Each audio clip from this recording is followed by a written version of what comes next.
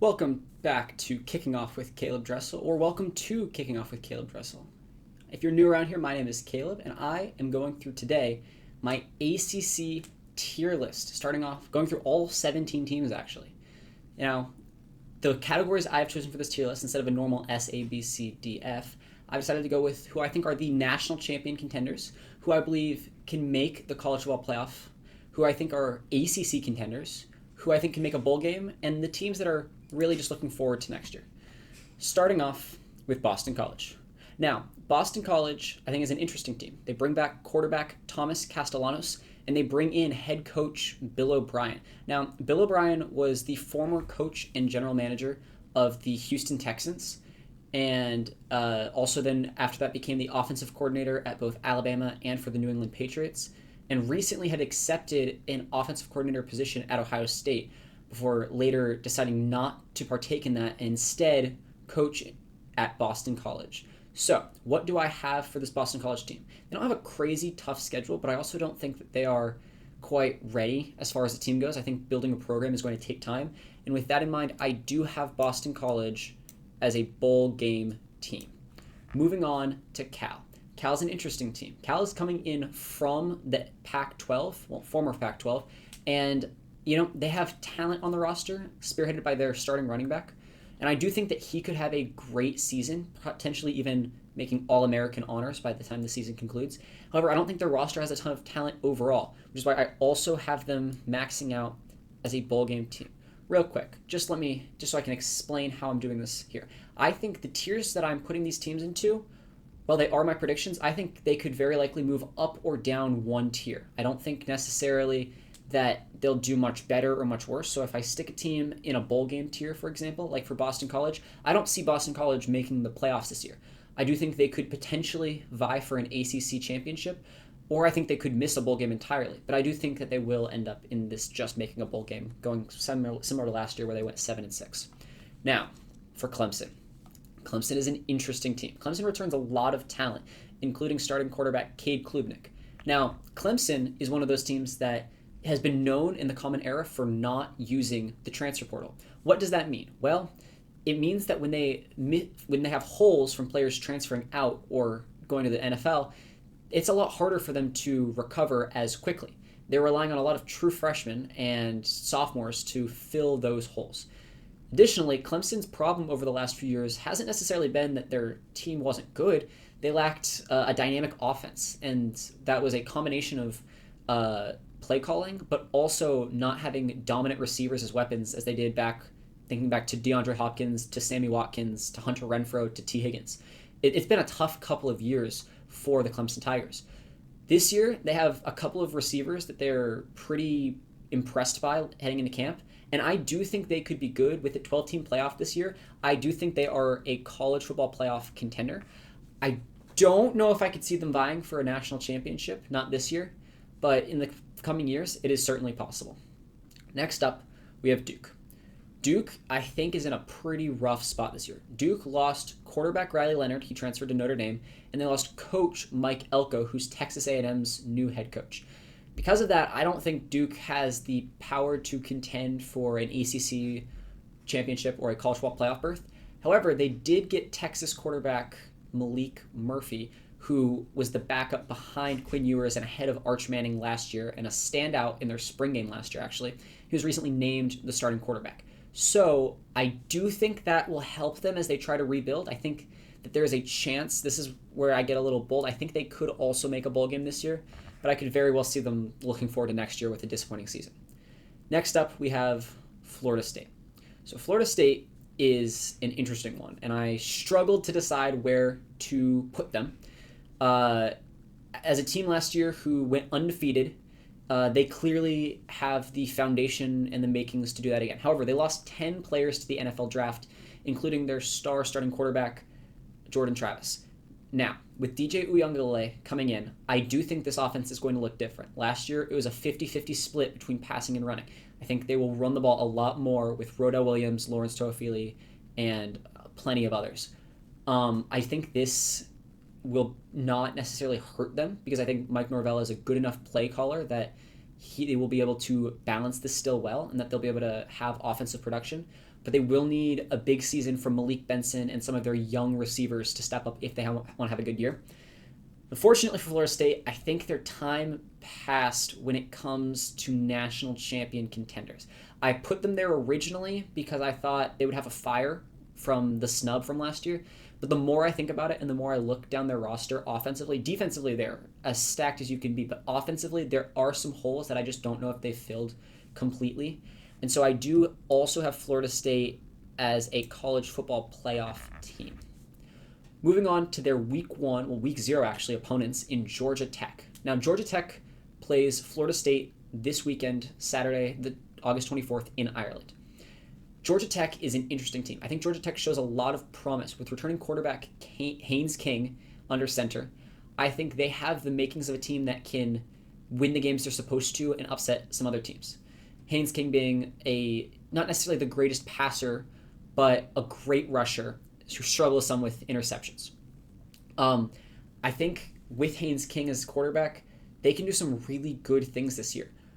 Unfortunately, they were handed probably the toughest ACC schedule, and in addition have to play Georgia to close out the season. Georgia Tech is one of those teams that I think they have the talent for a bowl game team, and I think their schedule will just end up being too rough, and I think they will be one of those teams looking forward to next year. Now for Louisville.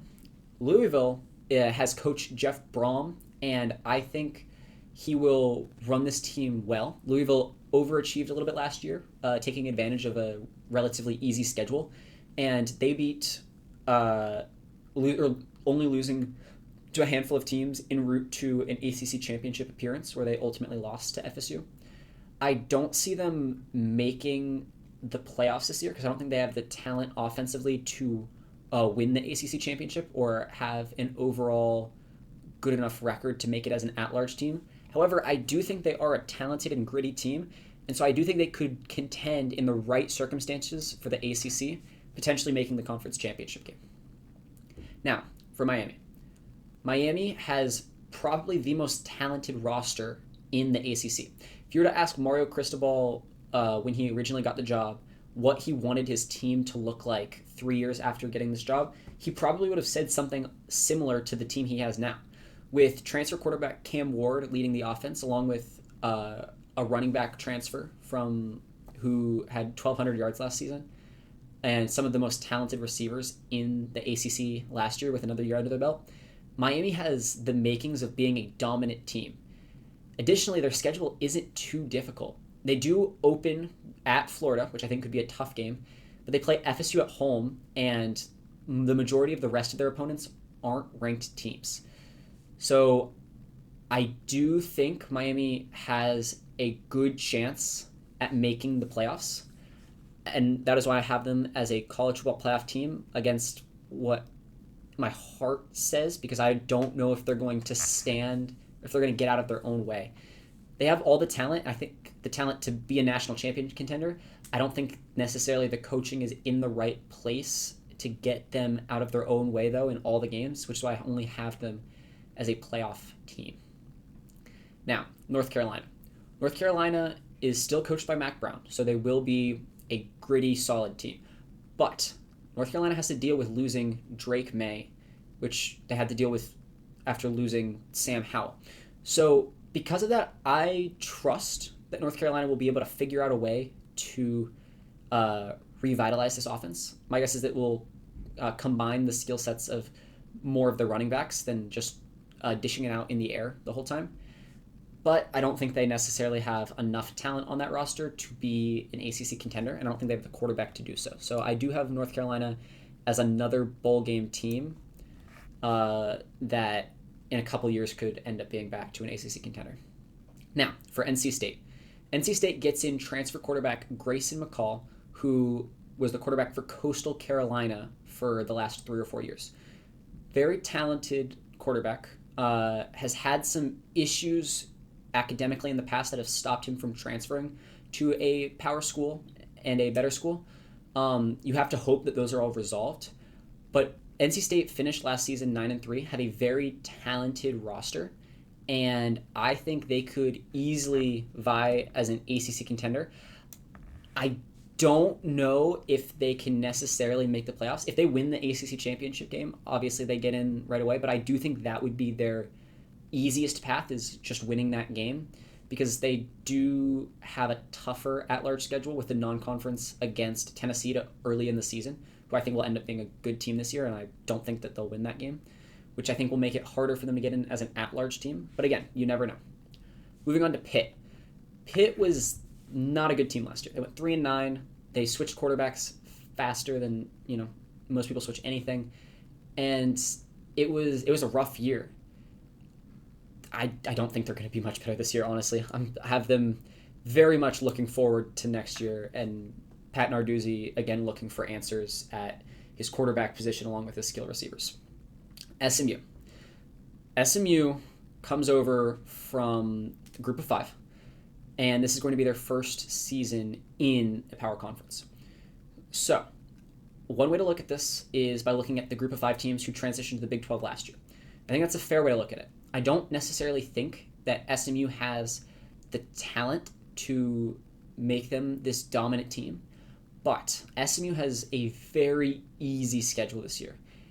And I think there's a very good chance that they start off 4-0 before FSU comes to play them in Week 5, which I think could be a tough game considering it's FSU's first away game. And if SMU takes that, then there's no telling what this team could do. So despite the fact that the previous history doesn't show that these Group of Five teams will transition easily, I actually have SMU as an ACC contender because I think their schedule is so favorable that there's just a good chance that they end up with a 9-3 or 10-2 record at the end of the year. Now for Stanford. Stanford has been in a tough spot, and the firing of David Shaw hasn't necessarily lifted that from them. But they haven't been in a good position since they lost Christian McCaffrey to the NFL. I think Stanford has the foundation to start building a good team and the funding to possibly do so. I don't think it's going to happen this year. I do think Stanford is another team that it will be looking forward to next year. Syracuse. Syracuse perhaps is the weirdest team on the list. Syracuse got in transfer quarterback Kyle McCord, who started at Ohio State all last year. So McCord had, I think, 11 wins under his belt. I think he was 11-1 as the Ohio State starter before transferring to Syracuse, which is definitely a talented piece for them to play with. I just don't know how well he'll be able to mesh with his new receivers, what the talent around him will be. I think they'll have a good running game, but I don't know necessarily about anything else. And their schedule isn't super favorable, so I don't have them as an ACC contender. I bounced around a lot between putting them as a bowl game team versus looking forward to next year before ultimately deciding that I think that they will be a bowl game team, splitting enough of those close games and winning. Now for Virginia Tech. Virginia Tech ended last season with some of the most momentum out of any team from the ACC, winning the last 6 of their games, including their bowl win. However, I think some of that was aided by them having an easier schedule at the end of the season, and I do think that momentum will continue, but I also don't think they're talented enough or ready enough to beat those better teams in the ACC. I do think if it all plays out correctly, they could be an ACC contender, but I don't think that they have the talent or the makings to make the college football playoff. For Virginia. Virginia is among the least talented teams in the ACC, and I'm not going to sugarcoat it. I have them finishing last overall. Wake Forest is similar. I don't have high hopes for Wake Forest this year. Finishing 3-9 last year, I don't think it'll be quite as bad, but I do think a 5-7 finish is on the horizon for Wake Forest. Okay, and that is my tier list ranking for the ACC teams. Again, I think that the 3 teams that you'll be looking at come November for a potential playoff berth are Clemson, Florida State, and Miami. And they all have to play against each other. So it'll be very interesting to see how those games shake out and who we have left standing at the end of the year. Again, any questions you have, anything you want answered, leave in the comments, starting with OK Caleb, and I'll be sure to answer them. And the rest of these tier lists for the power conferences will come out in the following weeks. I just did this one because FSU versus Georgia Tech kicks off in Ireland this Saturday. As always, I'm Caleb. Thanks for watching.